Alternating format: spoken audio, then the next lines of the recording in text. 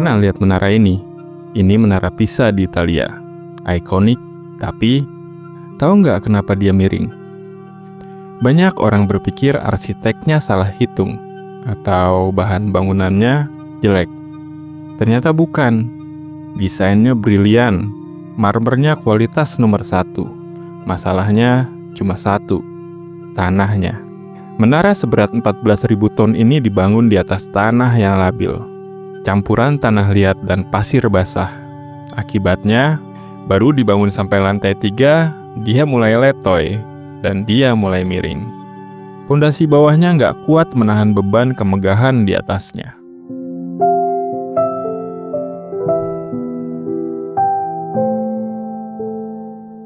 Nah, kenapa saya cerita ini?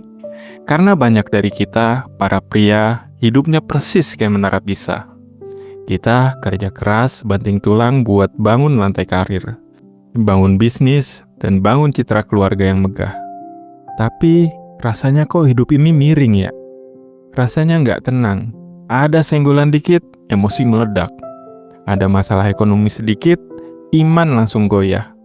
Kita sering nyalahin keadaan. Ah, ini gara-gara bos. Ah, ini gara-gara istri. Aduh, gara-gara Tuhan nih nggak adil. Tunggu dulu. Jangan-jangan bukan arsitek yang salah, tapi tanah hati kita yang bermasalah.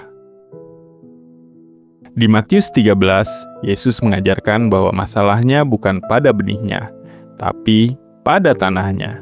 Ini mengingatkan saya satu prinsip penting yang disampaikan pendeta di khotbah kemarin saat saya ke gereja.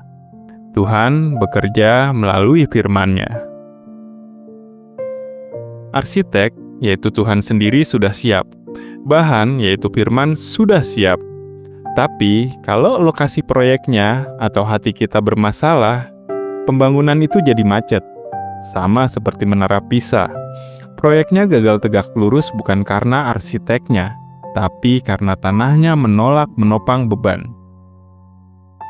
Kalau hati kita keras atau penuh semak duri, pekerjaan Tuhan di hidup kita bakal terhambat. Kita nggak akan mengalami terobosan, malah hidup kita jadi miring sebelah. Minggu ini saya mau ajak kita semua, termasuk saya, buat jadi insinyur hati. Cek tanah hati kita pagi ini. Apakah masih keras? Apakah penuh sampah kekhawatiran? Kalau iya, izinkan Tuhan membajaknya minggu ini. Mari kita berdoa. Tuhan, ampuni kami kalau kami sibuk mempercantik bangunan luar, tapi lupa merawat tanah hati. Minggu ini, gemburkan hati kami Tuhan, supaya firman-Mu bisa tumbuh tegak lurus. Kami mau hidup yang kokoh, bukan yang miring. Dalam nama Tuhan Yesus, amin. Selamat beraktivitas pria petarung iman. Ingat, menara Pisa boleh miring, terus jadi objek wisata.